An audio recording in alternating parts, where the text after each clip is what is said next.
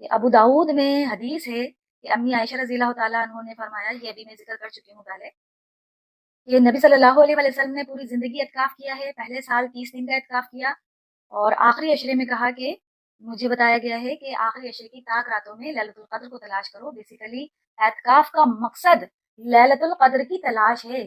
کاموں سے، گھر کے جو کام کاج ہوتے ہیں، ذمہ داریاں ہوتی ہیں، اس سے جی چھڑا مطلب جان چھڑانے کے لیے اعتکاف نہیں کیا جاتا کہ گپے ماریں گے، چلو ایک نام بھی ہو جائے گا کہ ہم نے اعتکاف کیا.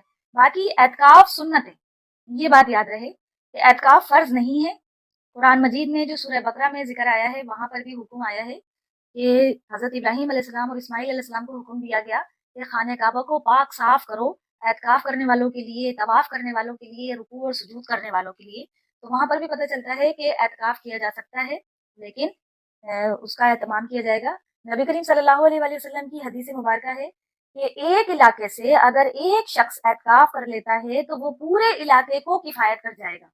اب یہ علاقہ آپ علیہ السلام نے محلہ کہا، تو محلے سے مراد پڑوسی آتے ہیں اس محلے میں، اور پڑوسیوں کے لیے کہا کہ 40 گھر دائیں بائیں اور آگے پیچھے 40 گھر تک محلہ مقرر کیا آپ علیہ السلام نے. تو آپ اندازہ لگا لیں 40 گھر بہت زیادہ ہو جاتے ہیں. اگر ہر طرف 40 گھر ہم کاؤنٹ کر کے دیکھیں تو اتنے پورے علاقے میں بس ایک انسان کا اعتکاف کر لینا کافی ہے. اللہ کے حضور سب کی عاجزی پیش کرنی ہے نا، کہ ہم سب اللہ کے ماننے والے ہیں. اللہ تعالیٰ ہماری مشکلات کو دور کرے، ہمارے ایمان میں اضافہ کرے، اور اللہ تعالیٰ ہماری توباؤں کو قبول کر لے اور ہمیں ایمان میں، اسلام میں استقامت عطا فرمائے. اس سے یہ دیکھیں، اور مسجد میں اعتکاف کرنا چاہیے. لیکن آج کے ٹائم میں کہوں گی فتنوں سے بچنے کے لیے، جس طریقے سے میڈیا کا فتنہ ہے، موبائل کا، کیمرے کا فتنہ ہے، اس سے بچنے کے لیے بہتر ہے کہ خواتین، خاص طور پہ خواتین، اپنے گھر کے کونے میں ہی اعتکاف کر لیں تو زیادہ بہتر ہے. اور اس بات کو میں کچھ اپنے پاس سے نہیں کہہ رہی ہوں، امی عائشہ رضی اللہ تعالیٰ عنہا جو روایت کرتی ہیں وہ سپورٹیو ہے اس بات کو. امی عائشہ اپنے دور میں کہتی ہیں رضی اللہ تعالیٰ عنہا کہ اگر نبی علیہ السلام میرا زمانہ پاتے تو اس زمانے کی عورتوں کی کردار کو دیکھ کر آپ علیہ السلام عورتوں کا مسجد میں جانا ہی بین کر دیتے. آپ اندازہ لگائیں، یہ نبی علیہ السلام کے مزاج سے سب سے زیادہ واقف ہیں امی عائشہ، تو مزاج رسول سے اور کون زیادہ واقف ہو سکتا ہے. تو امی عائشہ اس طرح کہہ رہی ہیں کہ بھائی یہ جو فتنے میں پڑ جاتی ہیں خواتین، آ رہی ہیں، جا رہی ہیں، تیار ہو رہی ہیں، اور جو ہے وہ شغل میلہ لگایا ہوا ہے، گپے چل رہی ہیں، اس سے بہتر ہے انسان اپنے گھر کے کونے میں بیٹھ کر اللہ اللہ کر لے، اللہ کو یاد کرے، اعتکاف کرے. اللہ کو راضی کرنا مقصد ہونا چاہیے. اور نبی کریم صلی اللہ علیہ وآلہ وسلم نے آخری سال جو تھا ان کا، اس میں نبی علیہ السلام نے 20 دن کا اعتکاف فرمایا ہے. باقی ویسے 10 دن کا حکم دیا ہے، لیکن آخری سال 20 دن کا جو اعتکاف کیا ہے اس کی وجہ یہ تھی کہ اس سے پہلا والا سال جو تھا، سیکنڈ لاسٹ ایئر، تو اس میں آپ علیہ السلام اعتکاف نہیں کر سکے تھے. اور اعتکاف دیکھیں کیوں نہیں کر سکے تھے، اس سے بہت سارے وسوسے کلیئر ہو جائیں گے. امی عائشہ ہی راوی ہیں اس حدیث مبارکہ کی. امی عائشہ کہتی ہیں کہ آپ علیہ السلام نے سیکنڈ لاسٹ ایئر جو تھا آپ علیہ السلام کا اس روئے زمین پر، تو مسجد نبی کے صحن میں خیمہ لگوایا. صحابہ کرام نے آپ علیہ السلام کے حکم پر خیمہ لگا دیا. پھر آپ علیہ السلام کسی کام کے سلسلے میں کہیں چلے گئے، تو پیچھے سے امی عائشہ رضی اللہ تعالیٰ عنہا نے بھی اپنا خیمہ نبی علیہ السلام کے خیمے سے ایڈجسٹ کر کے لگوا لیا. پھر اس کے بعد سیدہ حفصہ رضی اللہ تعالیٰ عنہا آئیں اور انہوں نے کہا کہ میں بھی چاہتی ہوں نبی علیہ السلام کے ساتھ اعتکاف بیٹھوں. امی عائشہ نے کہا موسٹ ویلکم، تو ان کا بھی خیمہ لگا دیا گیا. پھر اس کے بعد سیدہ زینب رضی اللہ تعالیٰ عنہا آئیں اور انہوں نے بھی اپنا خیمہ نبی علیہ السلام کے خیمے کے ساتھ لگوا لیا. پھر اس کے بعد مطلب یہ دیکھیں، یہ سب خیمے کھڑے ہو گئے مسجد نبی میں. نبی علیہ السلام آئے، انہوں نے دیکھا یہ کیا ہو گیا، اتنے سارے خیمے کیسے لگ گئے. تو صحابہ کرام نے بتایا بھائی آپ کی ازواجہ مطہرات ہیں، انہوں نے بھی خیمہ لگانے کا ارادہ کیا ہے، اعتکاف بیٹھنے کا. تو نبی علیہ السلام نے کہا تم کیا سمجھتے ہو، صحابہ کرام کو کہہ رہے ہیں آپ علیہ السلام، تم کیا سمجھتے ہو کہ یہ ثواب کی نیت سے خیمے لگوائے گئے ہیں، بلکہ یہ تو میرا قرب حاصل کرنے کے لیے. نبی علیہ السلام اپنی بیویوں کو اس رشتے سے منسوب کر کے کہہ رہے ہیں کہ یہ تو میرا قرب حاصل کرنے کے لیے یہ کام کیا گیا ہے. اور آپ علیہ السلام ناراض ہوئے، سخت جلال میں آئے، اور آپ علیہ السلام نے کہا سب کے خیمے اکھاڑ دو. اور حتیٰ کہ آپ علیہ السلام نے اپنا خیمہ بھی نکلوا دیا. اس سال آپ علیہ السلام نے اعتکاف ہی نہیں کیا. کہ یہ طریقہ کار نبی علیہ السلام کو پسند نہیں تھا کہ میلہ لگایا جائے اور جبکہ اس بات کا اندازہ لگائیں کہ نبی علیہ السلام کی مبارک ذات وہ ہستی ہے کہ اس کا قرب حاصل کرنے کی کوشش کرنے کا حکم دیا گیا ہے، اس کے باوجود، اور بیوی کو تو ویسے ہی شوہر کی دلجوئی کرنا، اس کے مزاج کو سمجھتے ہوئے اس کی خوشی کا، آرام کا خیال رکھنے کا حکم دیا گیا ہے نا، اس کے باوجود نبی علیہ السلام کہہ رہے ہیں نہیں، اعتکاف اگر کرنا ہے تو وہ خالصتاً اللہ کی رضا حاصل کرنے کی ترجیح کے لیے کرنا ہے، اس کے علاوہ کوئی اور مقصد نہیں ہونا چاہیے۔ یہ تو آپس میں زدہ تم نے خیمے کھڑے کر دیے۔ تو یہ بڑی سپورٹیو حدیث ہے۔ پھر آپ صلی اللہ علیہ وآلہ وسلم ایک حدیث مبارکہ میں آتا ہے، یہ بھی متفقن علیہ حدیث ہے۔ انشاءاللہ کوشش کرتی ہوں کہ زیادہ تر اپنی حدیث کا حوالہ جو پیش کروں وہ متفقن علیہ ہوں، تو اتھینٹک ہوتی ہے، زیادہ تر اس کے اتھینٹک ہونے کا سکون رہتا ہے۔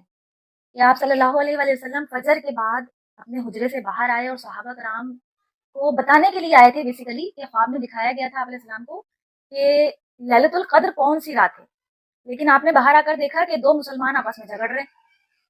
تو اس جھگڑے کے صلح صفائی کرانے کے بعد آپ علیہ السلام نے کہا کہ تمہارے جھگڑنے کی نحوست سے مجھے وہ رات بھلا دی گئی۔ اب یہ اللہ تعالیٰ کی طرف سے ہوا ہے، یہ ڈیوائن پلان تھا اللہ تعالیٰ کا، جو اللہ تعالیٰ نے قرآن مجید میں کہا ہے سَنُقْرِئُكَ فَلَا تَنْسَىٰ إِلَّا مَا شَاءَ اللَّهُ، ہم آپ کو یاد کروا دیں گے، آپ کچھ نہیں بھولیں گے، لیکن جو اللہ چاہے گا وہ نبی علیہ السلام کو بھی بھلانے پر قادر ہے۔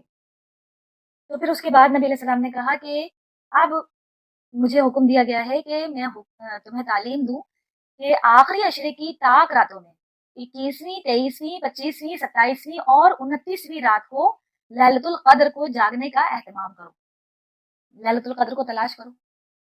اور تلاش کرنے سے میں نے کہا تھا کہ ہرگز یہ نہ سمجھنا کہ تلاش کرنے سے کوئی نشانیاں نظر آ جائیں گی، کوئی چیز سامنے آ جائے گی، کوئی فرشتے کے گزرنے کا احساس ہو جائے گا، کچھ محسوسات انسان کی زیادہ ہو جائیں گی، ایسا کچھ بھی نہیں ہے۔